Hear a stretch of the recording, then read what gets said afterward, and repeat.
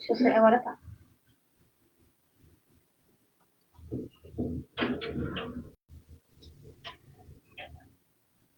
Vamos repetir, então, o processo. Houve uma falha técnica cometida por mim, né? E vamos abrir novamente com uma oração o nosso aprendizado dessa noite. Pai nosso que estais nos céus, santificado seja o vosso nome, venha a nós o vosso reino, e seja feita a vossa vontade, assim na terra como nos céus. O pão nosso de cada dia dai-nos hoje, perdoa-nos, Pai, as nossas dívidas, em medidas iguais a que perdoamos as dívidas do próximo. E não nos deixeis cair em tentação, mas livrai-nos de todo mal, porque teu é o reino, o poder e a glória por todo sempre. Assim, Jesus, agradecidos, nós damos por aberto o nosso aprendizado nessa noite. Que assim seja. Então vejamos bem, minhas irmãs, meus irmãos, o nosso título nessa noite, o nosso tema é o homem de bem, morto o corpo, desprende-se logo dos despojos físicos. É rapidinho, sem dramas, sem dor, sem sofrimento, né? Por quê? Porque ele já é um homem de bem. Então vejamos como é que isso pode se dar, né? Que na medida em que outros sofrem muito, sofrem para morrer, sofrem para desencarnar, o homem de bem tem mais facilidade porque o seu passado espiritual, o seu passado de vivência aqui na Terra, o seu passado de aplicação da sua fé, do seu entendimento, do seu conhecimento, propiciou essa condição de liberdade mais espontânea. Então vejamos aqui o que o nosso irmão Manuel Filomeno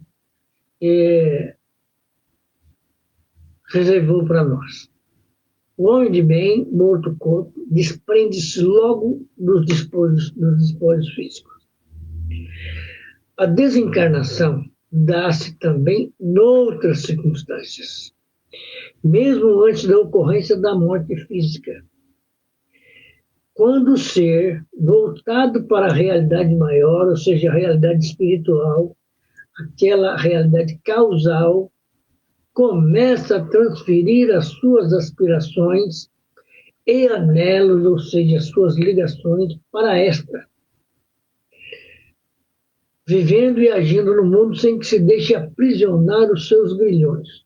Ou seja, aquela criatura que faz a lição de casa corretamente, com paciência, com elegância, com determinação, a despeito de sofrimentos, dores, a sua fé não se altera, a sua busca pelo conhecimento também não se altera, a criatura se mantém buscando esse conhecimento, se mantém buscando o amor ao próximo, né? Então, a sua desencarnação vai ser mais rápida, mais suave, mais tranquila do que para outras pessoas que se apegaram à matéria, que se perderam pelos vícios, né? Que se perderam pelo orgulho, pelo egoísmo. Aqueles que normalmente têm medo da morte são os que não sabem o que vão encontrar. E por isso têm medo. Cometeram alguns deslizes, e às vezes esses deslizes são densos, né? E a criatura tem medo do que vai encontrar. Não é da morte em si. Porque a morte é um fenômeno da vida. É um momento de transição da criatura encarnada para o mundo espiritual. Então, a morte pertence à vida. Então, vejamos aqui. Nesse sentido de outro tipo de morte, o sofrimento resignado tem papel relevante, porque faculta a superação dos condicionamentos, transformando sensações grosseiras em emoções menos densas que as cargas das paixões primitivas. Então, observa que ao longo da vida, nós podemos transformar as nossas emoções mais pesadas em emoções menos densas, e quando chega o momento de desencarnar, temos maior ou menor liberdade para sair do corpo, sem medo, conscientes de que a morte é um processo natural. Não é um processo para causar medo, para que a criatura fique pensando por aqui que vai encontrar o diabo, vai encontrar não sei quem lá. Nada disso. Ela vai encontrar os seus amigos, os seus afins. Isso é natural, né? Se ela conseguir manter a consciência livre, né? Então, nós observamos o quê?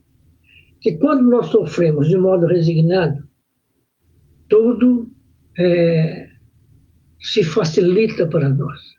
Agora, quando revoltamos, quando começamos a brigar com Deus, nós já tivemos amigos nossos aqui no conjunto que a gente mora, que se davam ao prazer de dizer que eu brigo com Deus mesmo, eu falo com ele isso, aquilo outro.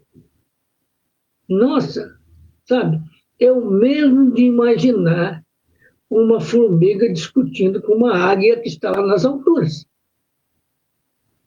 Ou seja, a conversa não vai surtir efeito nenhum. Primeiro, porque a águia não vai nos ouvir dada a distância em que está, né? Assim como Deus não vai se preocupar com a nossa ignorância, com a nossa infantilidade, de achar que temos direito ou possibilidade de discutirmos com Ele, quando nós já sabemos que o Pai é a suprema inteligência do universo. Sendo essa suprema inteligência, nada há mais inteligente do que Deus. Então, a nossa discussão é inútil, né? Então, o sofrimento tem um papel relevante no processo da morte. A criatura sofre, às vezes, a vida toda. Mas a resignação vai permitir que ela se liberte com mais elegância, que ela se liberte com mais propriedade, que ela se descubra enquanto espírito imortal.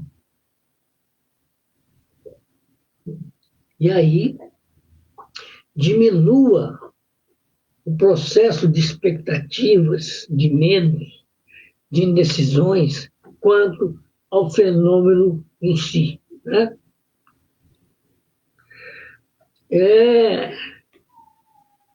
Então vejamos bem aqui. Durante a desencarnação, que se inicia mesmo durante a vida física, através de atitudes idealistas, missionárias, em que a abnegação, a renúncia, o sacrifício e o amor em dimensões mais amplas sutilizam o peso específico da organização material, transformando as correntes de energia que transitam do ser espiritual para o corpo e vice-versa, agindo nos implementos orgânicos de forma menos densa. Então, observa que a nossa conduta, o nosso comportamento, né, que seja de certezas espirituais, que seja de certezas idealistas. Eu sei que eu vou desencarnar. Eu trago a consciência limpa na medida da minha clareza mental, na medida da minha clareza espiritual. Então, se eu olho para a minha vida, e eu mesmo faço um retrospecto, e entendo que eu não tenho nada a temer, nem mesmo obsessores, nem mesmo situações, como é que eu diria para vocês, de cobranças, situações que pudessem, de alguma forma, trazerem constrangimento. Pronto, estou livre para o desencarne sem maiores problemas. E todos nós temos que pensar, temos que agir, temos que estudar, temos que procurar isso. Mesmo porque nós sabemos que cada noite nós desencarnamos um pouco. Não é desencarnar no sentido de ficar com menos vida, mas de participar do mundo espiritual. E essa participação deve, pelo efeito mesmo que ela provoca em nós, nos propiciar experiência com o mundo espiritual, experiência com o fato em si, entende? Então, o nosso preparo, nós já vimos aqui, o nosso preparo para dormir tem que ser constante, né? Não basta fazer uma prece, Pai nosso que sai no céu, santificado às pressas e atender os apelos do corpo, na verdade, se dominar por esses apelos, sem atender às necessidades da alma. E quando a gente atende, nós acordamos no outro dia com mais desenvoltura, com mais tranquilidade. Mesmo que não conseguimos trazer no mundo espiritual qualquer tipo de experiência, lembrar alguma coisa que se fixou, uma palavra, uma frase, uma imagem. Não temos que nos preocupar com isso, porque todos nós sonhamos. E sonhar é estar no mundo espiritual. Viver por lá por 8 horas, 6 horas, 7 horas, conforme a criatura desempenha as suas atividades por aqui, né? Entende? E então, o treinamento para voltar se faz toda noite. Agora, muitos de nós enchem a cabeça de caraminholas de coisas, às vezes, que nem tem sentido. Eu sonhei com a cobra e encontrei com fulano, e fulano é traidor. Não, isso não existe, gente. Você sonhou com uma cobra que provavelmente foi levado ou alcançou algum ambiente de natureza. E aí ali viu uma cobra. Só isso. A simplicidade é assim. Não adianta queremos acrescer em situações que não são comuns em nossa vida aquilo que nós vemos por aqui. Porque os valores humanos são tão, como é que eu digo para os senhores e senhoras? Eles não têm um peso específico moral, porque são transitórios. Então, o fato de sonhar com a cobra não altera, nem caracteriza e nem acusa nenhuma pessoa do nosso relacionamento. Então, não temos que ter medo da desencarnação. porque nós passamos por um processo de aprendizado todas as noites, né? Então, vejamos bem aqui.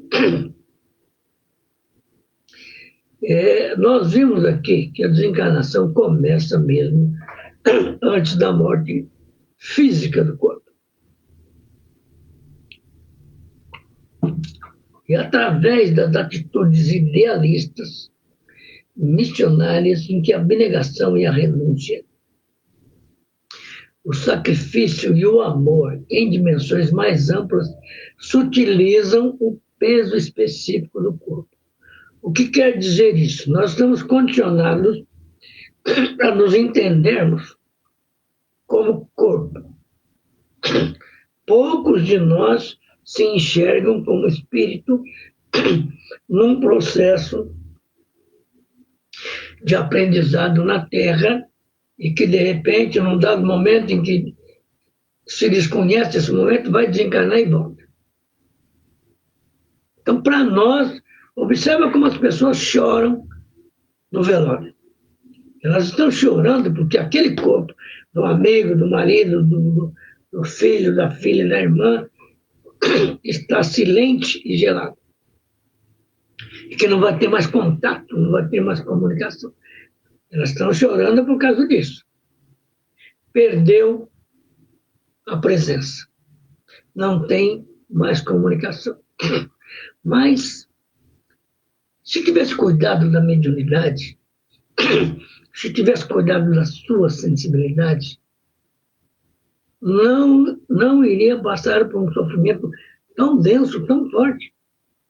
Porque sabe que a sua irmã, seu filho, seu pai, seu marido, já não está mais naquele corpo. É simples assim, gente. Pode parecer de muita lógica, mas a lógica é essa. Entende? Então,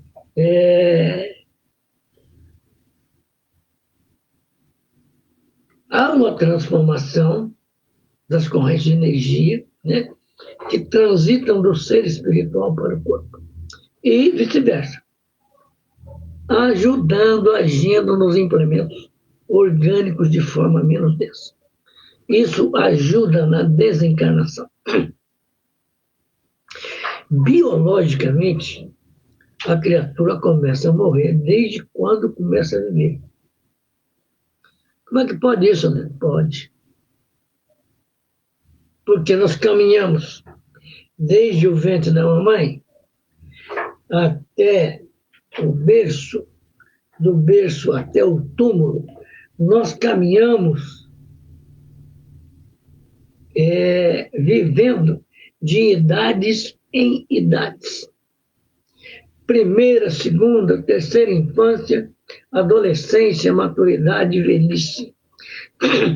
Cada período desse, a nossa organização física corresponde a essas expectativas. Então, observa uma criança. A criança corre o dia todo. Quando ela cansa, que ela é chamada para vir tomar um banho, jantar e tal, ela já está mais dormindo do que querendo atender às necessidades do estômago, né? E atende, às vezes, quase que a toque de caixa, né? E muitos dormem até antes de terminar de se alimentar, né? E quando é um pouco mais velho, na terceira infância, por exemplo, aí já não quer dormir mais cedo. Aí quer ver mais televisão, quer ver mais desenho. Hoje é o danado do celular que está tomando a vida psicológica das crianças, né? Que está sequestrando a vida psicológica e emocional da criança, né? Porque o celular, com seus aplicativos, traz tudo pronto. A criança não precisa raciocinar. Quando era simplesmente a calculadora, já tínhamos muitas críticas sobre isso. Porque vem pronto. Ninguém precisa dar tratos à bola, como se diz, para alcançar o resultado que se espera. No aplicativo é a mesma coisa. Então, evita, constrange, suprime a capacidade da criança de pensar, de raciocinar. O aprendizado na escola vai ser muito difícil. Tanto que hoje, até onde estamos sabendo, na França, estão retirando os computadores de dentro das salas de aula. Porque observaram que, pedagogicamente, foi uma experiência extremamente negativa. Ao invés de ajudar a criança, né, estão condicionando a criança simplesmente a pesquisar. Pesquisa, acha o resultado, cola e copia, né? Aliás, copia e cola e resolve. É assim que resolve. Faz uma redação sobre... eu me lembro até hoje, uma professora de português escolheu pessoas, né? Entre essas pessoas eu também estava, e escolheu pessoas, o meu amigo Almério, para falar sobre o mar. Imagina fazer uma redação sobre o mar. O mar tem água salgada, tem peixe, tem isso, acabou. E ela exigia, no mínimo, 30 linhas de argumentação. E para mim, por felicidade minha, né, ela pediu para me falar sobre casas assombradas. Olha que beleza! Ela não sabia nada a meu respeito, né? E então observa, se nós tivéssemos naquele momento o chat GPT que a minha filha usa de montão, e pelas ideias do chat GPT, o seu talento, a sua capacidade, a sua cerebração, seus raciocínios, a sua percepção do que é esse ou aquele assunto. Né? Se pegar uma criança hoje, na escola, ela está lá no 2º grau, e eu estou falando de criança porque eu vejo que essas crianças de hoje continuam a ser criança com 18 anos de idade. Faz uma poesia, faz um poema, faz como é que chama aquele lá? Esqueci o nome, lá que eu lembro agora. O acróstico. A criança fala, acróstico, o que é isso?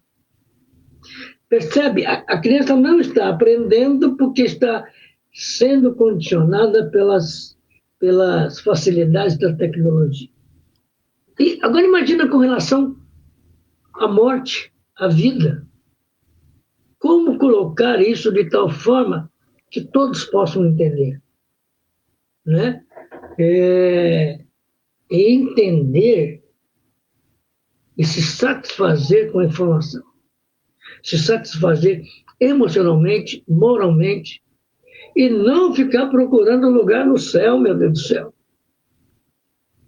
Lembra de Marta? Jesus, leva os meus filhos para ficar do lado direito do Senhor. Hoje a gente sabe que o universo não tem lado direito. Não tem para cima, não tem para baixo. Como situar alguém do lado direito? Então, o conhecimento é algo que nós precisamos descobrir tudo a respeito. Como o Espiritismo. Muita gente fala assim, o Espiritismo é o consolador prometido. Agora, antes de ser esse consolador, ele é o remédio amargo, porque nos leva a compreender a nossa pequenez, as nossas necessidades intelectuais, espirituais, morais. Porque ele está dividido em cinco obras básicas, entre elas o Evangelho segundo o Espiritismo, que é um código de moral. O livro dos médiuns, que deve nos levar ao conhecimento do que é o mundo espiritual. Ah, mas nós temos medo de espírito, né? Como fazer? O livro dos espíritos, que vai nos levar a conhecer a filosofia, a nossa relação com o mundo espiritual e assim sucessivamente. Então, como conhecer a morte? Se nós não entendemos, ou melhor, se nós não estudarmos como ela funciona, né? Estou com um probleminha no mouse aqui, aí acordou. Então, a morte deve merecer, da nossa parte, estudos e reflexões, né? Mergulhados que estamos na corrente da vida, temporariamente amortecidas a lucidez e as recordações pela indumentária carnal. Então, nós estamos temporariamente mergulhados no corpo. Então, quando a gente mergulha, a gente fica lá no fundo da piscina, ou do mar, ou do rio. Não. Nós ficamos tentando flutuar no meio líquido que mergulhamos. Isso quer dizer que nós temos responsabilidades de nado, de conhecimento, de pesquisa dentro desse ambiente aquático, seja ele qual for, né? Em termos de mares e rios, e até de piscina. Piscina é muito artificial, né? Mas serve como exemplo, né? Então, quando a gente enxerga a morte da maneira mais lógica, da maneira mais sensata, nós vamos compreender que o nosso modo de vida, o nosso modo de ser, vai facilitar a nossa desencarnação. Não é a idade. Obviamente que um bebê de 3 meses, 6 meses que desencarnou, ele vai ser amparado por equipes de espíritos técnicos que vêm desligá-lo do corpo físico. Já o idoso, e aquele extremamente idoso, sabe? O extremamente idoso que eu chamo é de 90 para 100. Né? Esse terá tanto mais ou menos liberdade conforme os seus sentimentos, conforme a sua moral. Entendemos, gente? O celular está esquisitinho aqui. Boa noite, gente. Olha aqui. Boa noite, Claudineia, Sandra, Leonora. Que Deus ampare todos vocês, né? Então, a criatura pode desencarnar por um acidente, por assassinato, né? Por uma doença muito difícil, e terá tanto ou mais liberdade segundo o modo como viveu. Né? Então, quando nós enxergamos o assunto morte e vida dessa maneira, como nos diz Manuel Filomeno, entende-se que, em muitos casos, para morrer e logo desencarnar e libertar-se é necessário ter merecimento. Aí fica um pouquinho mais caro, né? Fica um pouquinho mais complexo. Permanecer no corpo, mutilado e dorido, sob os camartelos das aflições morais e físicas, constitui necessidade inadiável. E essa conduta na dor facultará ou não a libertação conforme seja vivida. A criatura reencarna né? Eu vou citar o meu amigo Aleijadinho, né? Ele viveu até os 40 anos de idade, cheio de vaidade, cheio de andanças por aquela Vila Rica ali, cheio de protestos, né? Porque ele não aceitava essa coisa da discriminação racial, da escravatura, da escravidão, né?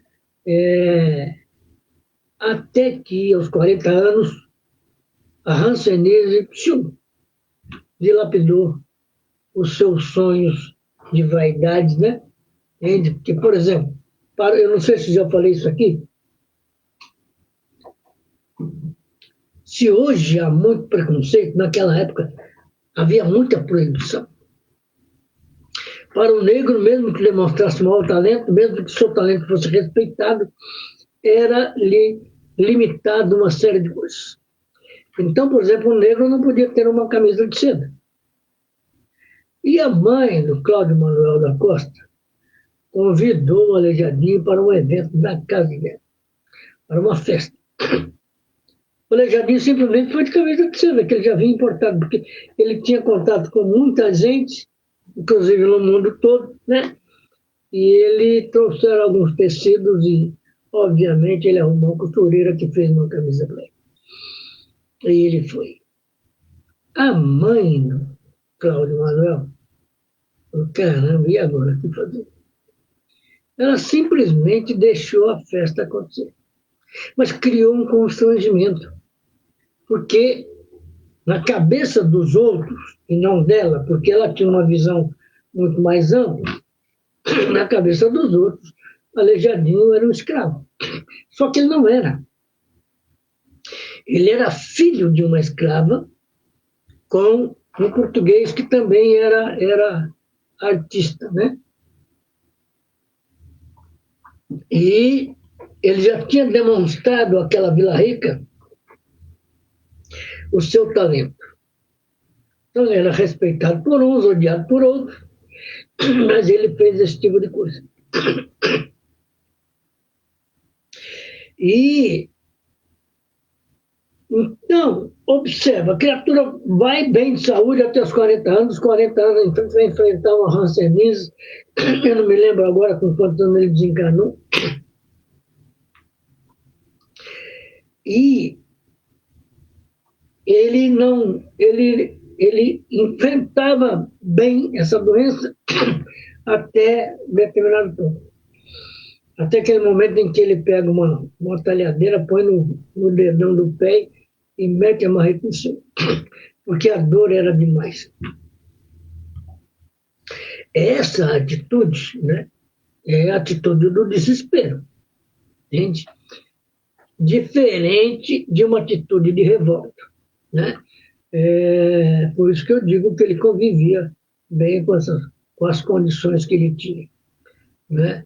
E ele tinha uma coisa, por exemplo, o povo podia chamar ele de Aleijadinho, mas o pessoal da arte, o pessoal da elite, que o conheciam e que vinham buscá-lo para fazer esse ou aquele trabalho, ele não permitia. Está na personalidade dele, né?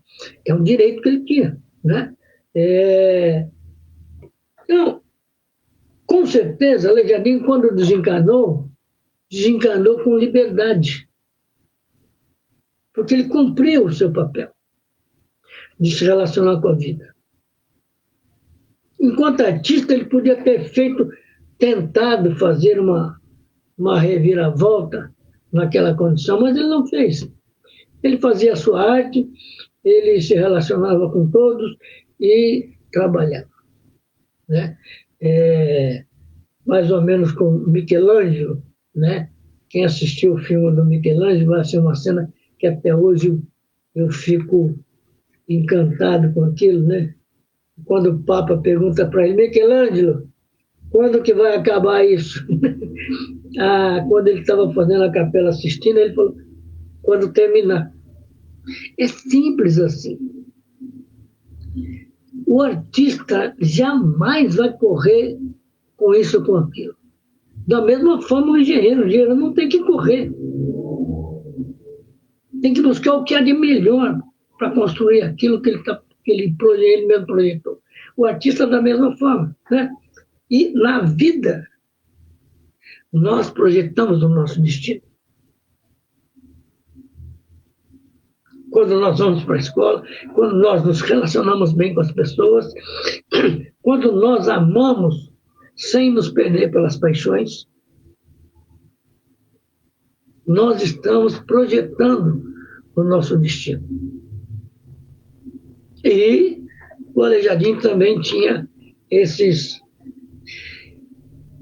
projetos, né? Então, o que nós temos que entender aqui? Que se cuidarmos bem das nossas aflições morais, teremos maior ou menor liberdade para desencarnar. Como diz o Manuel aqui, cada homem... Oh, meu mouse está ruim, viu, gente? Cada homem tem a vida que precisa na Terra para crescer e ser feliz. Cada qual tem a morte a que faz jus em razão dos atos praticados. Eu acho que isso dá uma ideia, sabe? Porque quando a gente reencarna, nós mergulhamos na lei do esquecimento. A lei do esquecimento nos envolve na inconsciência de nós mesmos. Pronto. Chegamos aqui e os nossos protetores espirituais encarnados, que são papai e mamãe, nos recebem de acordo com seus recursos, mas nos recebem, na maioria das vezes, com amor, com carinho, com muita preocupação, mas com esse amor. Esse amor é a oração espiritual que nos protege na chegada e durante o processo de crescimento. Né? Quando a gente vai desencarnar, nós é que vamos desenvolver essas condições de voltar para o mundo espiritual com o melhor de nós mesmos, nas melhores condições que nós criamos, na maior liberdade que nós criamos. Porque a liberdade é a capacidade de se movimentar sem ser espreitado pelas sombras, pelo desamor, pelos ódios, pelos desencontros. Então, não temos que temer a morte. Sabe? Como diz a canção, não temos tempo de temer a morte. Porque é uma condição natural. É claro que a canção está dizendo em relação a protestos, a encontros entre grupos de artistas, grupos de trabalhadores que vão contra o governo nisso ou naquilo. Não tem que ter tempo para temer a morte. Se você quer buscar uma vida melhor, você vai enfrentar o sistema com o melhor que você nem vai ter. Da mesma forma como você vai enfrentar a morte, segundo o melhor que é em você. É claro que aquele que matou, aquele que seduziu, aquele que estuprou, né, aquele que roubou, esses terão muito medo da morte. Porque realmente não está no chão igual animal. Sabe? Eu não estou falando aqui da veracidade do fato em si, mas do comportamento da criatura. Até que uma revolta, e esses escravos vão até o seu quarto e fazem-na comer no chão e depois assassinam ela. Imagina quantos escravos estavam no mundo espiritual esperando-a. E quanto tempo ela ficou para se libertar dessa situação, para depois reencarnar? E ela reencarna. E viveu bem até um determinado ponto, até que um dia ela acorda chorando. Se não me falha a memória, chorou durante 3 dias, por causa das coisas que viu que ela mesma estava fazendo, que eram esse comportamento de fazer os escravos comer no chão. Né? E, obviamente, porque Deus não desampara, ela encontra com pessoas boas, ela encontra, inclusive, com espiritualistas que vão lhe explicar as coisas, e ela começa a trabalhar para diminuir o efeito dessa carga moral. Né? E, obviamente, diminui. Né? Quando ela desencarna nessa vida que ela teve, ela alcança melhores condições. Mas o que eu quero que vocês entendam é isso. Aquilo que fazemos aqui, se for de bom, multiplicamos no mundo espiritual e voltamos para cá triplicados. Agora, se for ruim, nós vamos passar por um período muito difícil no mundo espiritual, né? E muitos precisam, inclusive, reencarnar para se esconder dos inimigos, né? E temos nós todos que cuidar da vida e da nossa morte. Né? Há um ditado popular que diz que fulano tem uma boa morte. Para ter uma boa morte, tem que ter vivido uma boa vida. Né? Porque vejamos aqui, o que é o desprendimento do espírito na desencarnação? É a ruptura dos laços fluídicos. Né? Enquanto esses laços fluídicos não se rompem entre a alma e o corpo físico, e isso varia de horas, dias, e dependendo do desapego material, e da moralidade, e determina o tipo de morte. Mortes naturais, velhice, doença longa, né? Que às vezes muita gente fica, nossa, fulano faz 6 meses que está no hospital e não desenrola aquilo. Não é para desenrolar. A criatura está num processo de aprendizado. Né?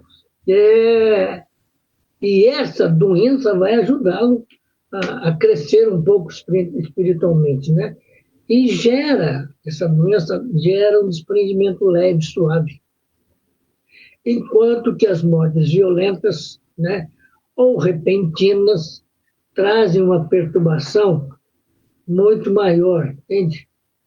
Oh, Jesus. Causa uma perturbação e um processo muito mais abrupto e traumático para aquele que está sofrendo esse tipo de morte. Né? Então, vamos ver aqui, nós inclusive já citamos em outras lives, mas vamos reforçar os tipos de morte, para que a gente possa entender e trabalhar o nosso eu, o nosso emocional, o nosso psicológico, porque amanhã a gente desencarna. Isso é tão lógico quanto continuar vivendo, né? A morte natural, velhice ou doença lenta. O espírito se desliga gradualmente, às vezes iniciando o processo antes da morte física, tornando o desligamento suave e rápido.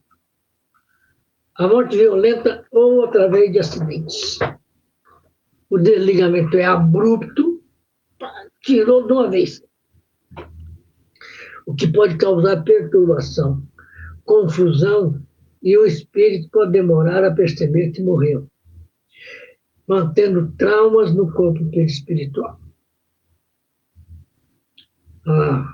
Isso acontece muito com o motoqueiro, né? Que vive costurando nas pistas das grandes cidades, igual, igual um maluquinho em busca de sobrevivência. E, de vez em quando, ele se dá mal. Suicídio. O sofrimento, o desprendimento, desculpa, é lento e doloroso devido à alta carga de apego material e revolta, mantendo o espírito ligado à matéria em sofrimento. Por que revolta? Porque a criatura que decide suicidar, ela está revoltada com a vida. Está acontecendo coisas na vida dela que ela não aceita, ela se revolta. Entendeu? E isso não é motivo para suicidar, mas ela suicidia. É aí que tem que... São espíritos ligados a nós, por algum motivo que nós desconhecemos nessa vida.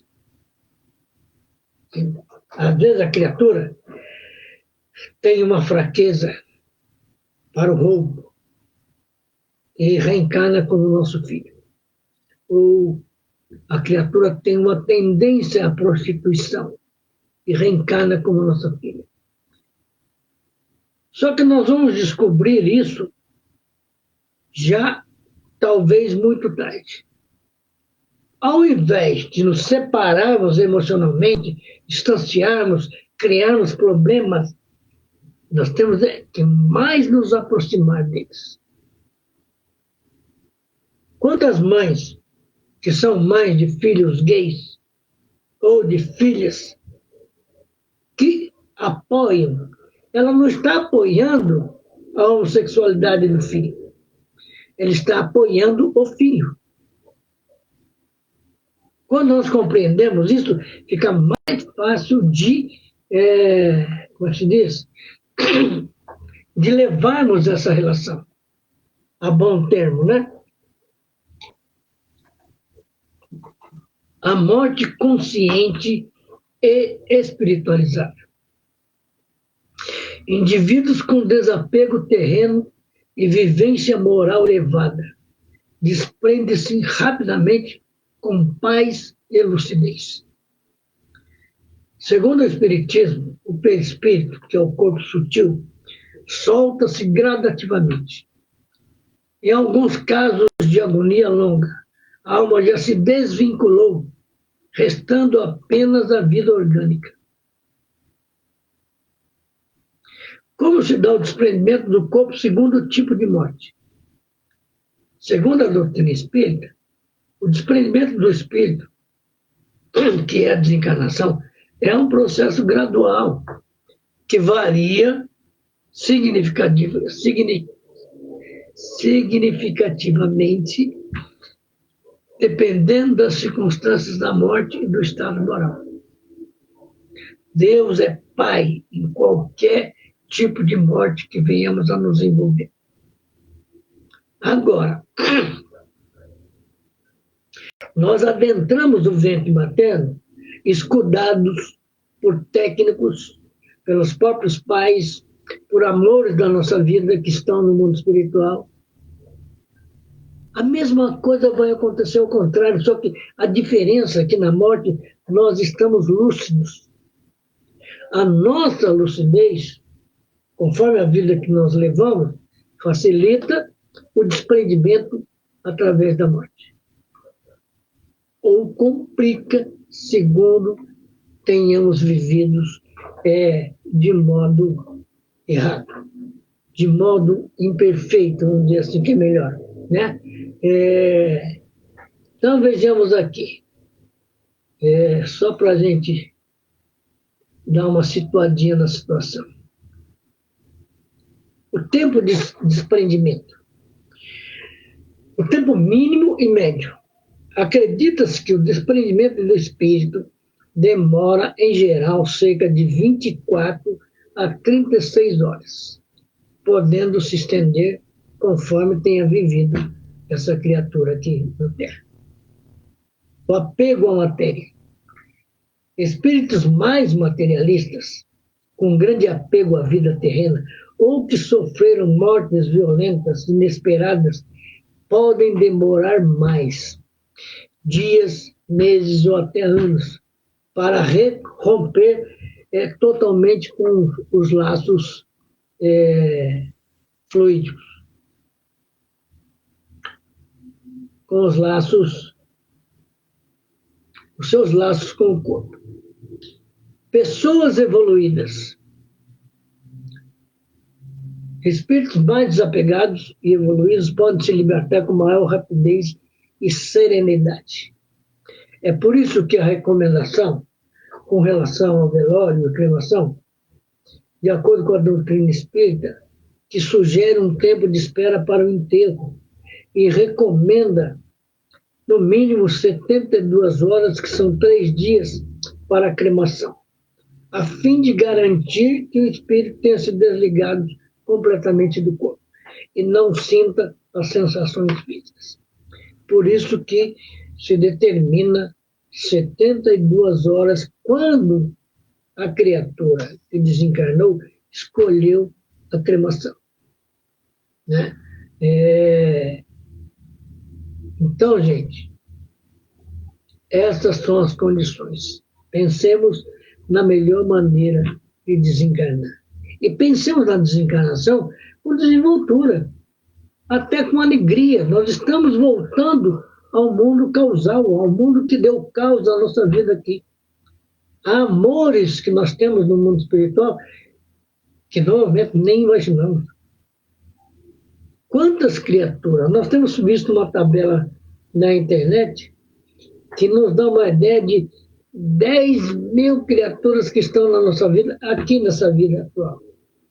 Imagina, nós não sabemos quanto tempo nós temos vivido ao longo de reencarnações e desencarnações. Quantos amigos nós temos no tempo e no espaço? Que Deus nos abençoe, que Deus nos ilumine, que a nossa prece possa colher todos vocês e que tenham um bom final de semana. Que possamos encerrar o nosso aprendizado da noite. Pai nosso que estás nos céus, santificado seja o vosso nome. Venha a nós o vosso reino e seja feita a tua vontade, assim na terra como nos céus. O pão nosso de cada dia nos dai hoje. Perdoa-nos, Pai, as nossas dívidas, em medidas iguais a que perdoamos as dívidas do próximo. E não nos deixeis cair em tentação, mas livrai-nos de todo mal, porque teu é o reino, o poder e a glória por todos sempre. Assim, agradecendo aos amigos espirituais, agradecendo a Jesus e a Deus, agradecendo a direção espiritual e humana do Núcleo de Estudos Espíritas Caiba e Chútil, nós damos por encerrado o nosso aprendizado nessa noite. Que assim seja.